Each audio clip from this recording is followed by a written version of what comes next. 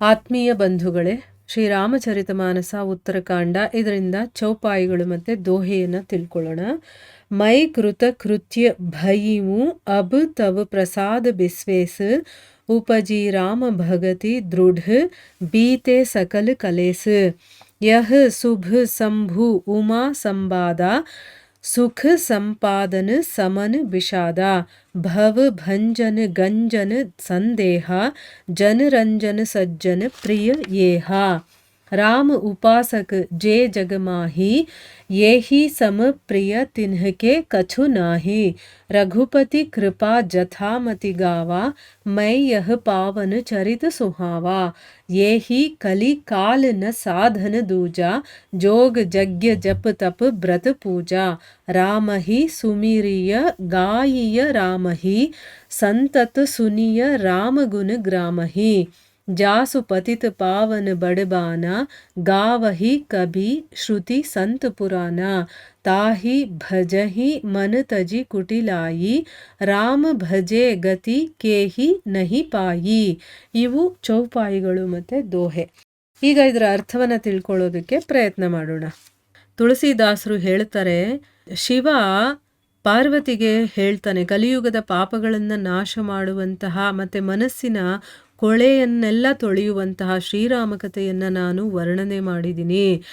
ಇದು ಜನನ ಮರಣ ರೂಪಿ ರೋಗಕ್ಕೆ ಸಂಜೀವಿನಿ ಇದ್ದ ಹಾಗೆ ಈ ಕಥೆಯನ್ನು ವೇದಗಳು ವಿದ್ವಾಂಸರು ಆಡ್ತಾನೇ ಇರ್ತಾರೆ. ಇದರಲ್ಲಿ 7 ಸೋಪಾನಗಳಿದೆ. ಮತ್ತು ಯಾರು ಹರಿಕೃಪೆಗೆ ಪಾತ್ರರಾಗಿರ್ತಾರೋ ಅಂಥವರು ಮಾತ್ರ ಈ ಒಂದು ಮಾರ್ಗದಲ್ಲಿ ಬರ್ತಾರೆ. ಇಲ್ಲ ಅಂತಂದರೆ ಅವರಿಗೆ ಇದರಲ್ಲಿ ಬರೋದಕ್ಕೆ ಸಾಧ್ಯನೇ ಇಲ್ಲ. ಮತ್ತು ಈ ಕಥೆಯನ್ನು ಹೇಳೋರಾಗಿರ್ಬೋದು, ಕೇಳೋರು ಎಲ್ಲರಿಗೂ ಕೂಡ ಈ ಸಂಸಾರ ಅನ್ನುವಂಥ ಸಾಗರ ಗೋವಿನ ಪಾದದ ಹಾಗಾಗ್ಬಿಡುತ್ತೆ. ಅಂದರೆ ಅಷ್ಟು ಈಸಿ ಆಗಿಬಿಡುತ್ತೆ ಅಂತ ಅರ್ಥ. ಈಗ ಪಾರ್ವತಿಗೆ ಶ್ರೀರಾಮ ಕಥೆಯನ್ನು ಕೇಳಿ ತುಂಬ ಸಂತೋಷ ಆಗುತ್ತೆ, ಅವಳಿಗೆ ರುಚಿ ಕೂಡ ಬರುತ್ತೆ. ಅವಳು ಆಮೇಲೆ ಶಿವನಿಗೆ ಹೇಳ್ತಾಳೆ, ಸ್ವಾಮಿ ನಿಮ್ಮ ಕೃಪೆಯಿಂದ ನನ್ನ ಸಂದೇಹಗಳೆಲ್ಲ ಪರಿಹಾರ ಆಯಿತು, ಶ್ರೀರಾಮನ ಚರಣಗಳಲ್ಲೂ ಕೂಡ ನನಗೆ ಅನನ್ಯ ಭಕ್ತಿ ಕೂಡ ಉತ್ಪತ್ತಿ ಆಯಿತು ಅಂತ ಅಂದ್ಬಿಟ್ಟು ಹೇಳ್ತಾಳೆ. ಮುಂದುವರೆದು ಹೇಳ್ತಾಳೆ, ಓ ವಿಶ್ವನಾಥ, ನಿಮ್ಮ ದಯೆಯಿಂದ ನಾನು ಕೃತಾರ್ಥಳಾಗಿದ್ದೀನಿ, ನನ್ನಲ್ಲಿ ದೃಢವಾದಂತಹ ಶ್ರೀರಾಮ ಭಕ್ತಿ ಉದಯವಾಗಿದೆ. ಅಂದರೆ ನಮಗೆ ಭಕ್ತಿ ಇದ್ದರೂ ಕೂಡ ಅದರಲ್ಲಿ ಇನ್ನೂ ಸಂದೇಹಗಳು ಎಷ್ಟೊಂದಿರುತ್ತೆ. ಇಲ್ಲಿ ಅವಳಿಗೆ ದೃಢವಾದಂತಹ ಒಂದು ಭಕ್ತಿ, ಅವಳಿಗಿನ್ನ ಯಾರು ಏನೂ ಚೇಂಜ್ ಮಾಡೋದಕ್ಕೆ ಸಾಧ್ಯ ಇಲ್ಲ ಆ ರೀತಿ. ಮತ್ತು ನನ್ನ ಎಲ್ಲ ಕ್ಲೇಶಗಳು ಕೂಡ ದೂರ ಆಯಿತು. ನನ್ನ ಮನಸ್ಸಲ್ಲಿ ಬೇಕಾದಷ್ಟು ಕ್ಲೇಶಗಳಿದ್ವು, ಆಮೇಲೆ ನನಗೆ ತೊಂದರೆಗಳು, ದುಃಖಗಳು ಏನೇನೋ ಇತ್ತಲ್ಲ ಎಲ್ಲವೂ ಕೂಡ ದೂರ ಆಗೋಯ್ತು.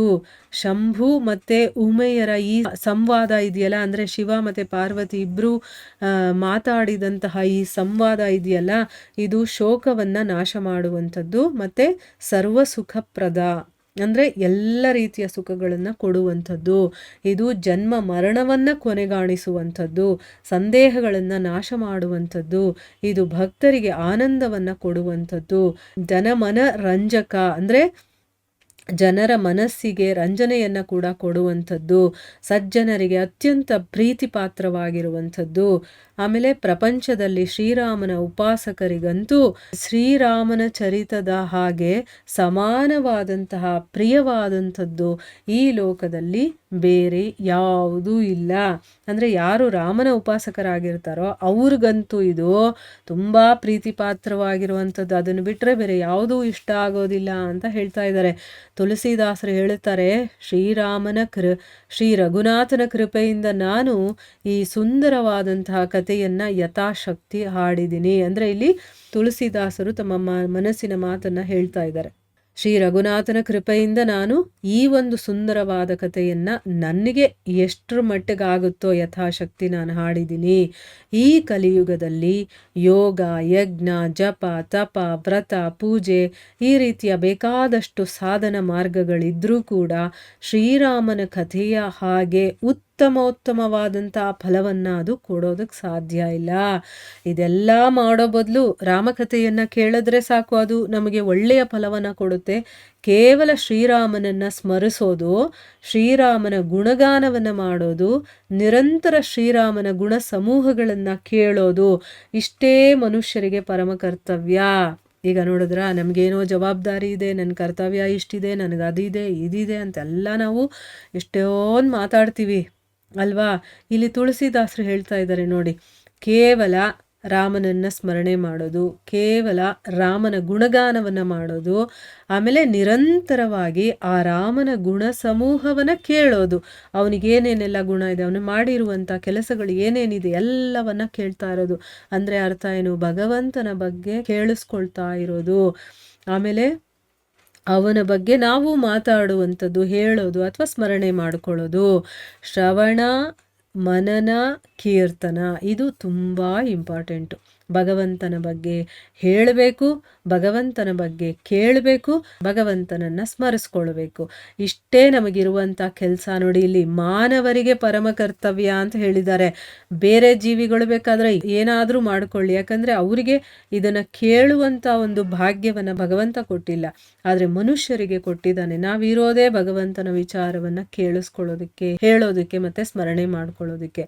ಅದಕ್ಕೆ ಇಲ್ಲಿ ಹೇಳ್ತಾ ಇರೋದು, ಅವನನ್ನು ಸ್ಮರಿಸೋದು, ಅವನ ಗುಣಗಾನ ಮಾಡೋದು ಮತ್ತು ಅವನ ಗುಣಗಾನವನ್ನು ಕೇಳೋದು, ಇಷ್ಟು ಮಾನವರಿಗಿರುವಂಥ ಪರಮ ಕರ್ತವ್ಯ. ಶ್ರುತಿ ಪುರಾಣ ಕವಿಗಳು ಸಂತರು ಯಾರನ್ನು ಪತಿತರನ್ನು ಪಾವನಗೊಳಿಸುವ ಪ್ರಸಿದ್ಧ ಸ್ವಭಾವ ಅಂತ ಹೊಗಳುತ್ತಾರೋ ಅಂತಹ ರಾಮನನ್ನ ಎಲೆ ಮನಸ್ಸೇ ಕುಟಿಲತೆಯನ್ನು ಬಿಟ್ಟು ಭಜಿಸು ಅಂತಂದ್ಬಿಟ್ಟು ಇಲ್ಲಿ ತಮ್ಮ ಮನಸ್ಸಿಗೆ ತುಳಸಿದಾಸರು ಹೇಳ್ಕೊಳ್ತಾ ಇದ್ದಾರೆ.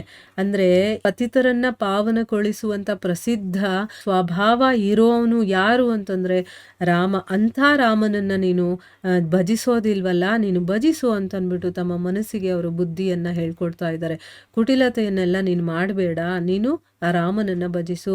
ಶ್ರೀರಾಮ ಭಜನೆಯಿಂದ ಯಾರಿಗೆ ತಾನೇ ಪರಮಗತಿ ಸಿಕ್ಕಿಲ್ಲ ಹೇಳು, ಅವನನ್ನು ಭಜಿಸೋದನ್ನು ಬಿಟ್ಟು ನೀನು ಇನ್ನೇನೋ ಮಾಡ್ತಾ ಇದೆಯಲ್ಲ ಅಂತಂದ್ಬಿಟ್ಟು ತಮ್ಮ ಮನಸ್ಸಿಗೆ ಬುದ್ಧಿಯನ್ನು ಹೇಳ್ತಾ ಇದ್ದಾರೆ. ಅಂದರೆ ಇಲ್ಲಿ ನಾವು ನಮ್ಮ ಮನಸ್ಸಿಗೆ ಹೇಳ್ಕೋಬೇಕು, ಅದು ಬೇರೆ ಕಡೆ ಎಲ್ಲೆಲ್ಲೋ ಹೋಗ್ತಾ ಇರುತ್ತಲ್ವಾ, ಅದಕ್ಕೆ ಬೈದು ಬುದ್ಧಿ ಹೇಳಿ ಅದನ್ನು ಎಳ್ಕೊಂಬಂದಿಟ್ಟು ರಾಮಕಥೆಯನ್ನು, ಭಗವಂತನ ಗುಣಗಾನವನ್ನು ಮಾಡೋದ್ರಲ್ಲಿ, ಭಜನೆಯನ್ನು ಹಾಡೋದ್ರಲ್ಲಿ, ಅವನ ಒಂದು ಲೀಲೆಯನ್ನು ಕೇಳೋದ್ರಲ್ಲಿ ಅದನ್ನು ತೊಡಗಿಸ್ಬೇಕು ಅನ್ನೋದನ್ನ ಇಲ್ಲಿ ನಾವು ಕಲಿಬೇಕಾಗತ್ತೆ. ತುಳಸಿದಾಸರು ಇಂಡೈರೆಕ್ಟಾಗಿ ನಮಗೆ ಹೇಳ್ಕೊಡ್ತಾ ಇರೋದು ಆಯಿತಾ. ರಾಮ ಭಜನೆಯಿಂದ ಯಾರಿಗೆ ತಾನೇ ಒಳ್ಳೆಯದಾಗಿಲ್ಲ, ಪರಮಗತಿನೇ ಸಿಕ್ಕಿದೆ ಅಂತಂದಮೇಲೆ ಅದನ್ನು ಭಜಿಸೋದನ್ನ ಬಿಟ್ಟು ನೀನೇನು ಮಾಡ್ತಾ ಇದೀಯಾ ಅಂತಂದ್ಬಿಟ್ಟು ಮನಸ್ಸಿಗೆ ಹೇಳಿ ಅಂತಂದ್ಬಿಟ್ಟು ನಮ್ಗೆ ಹೇಳ್ಕೊಡ್ತಾ ಇದ್ದಾರೆ.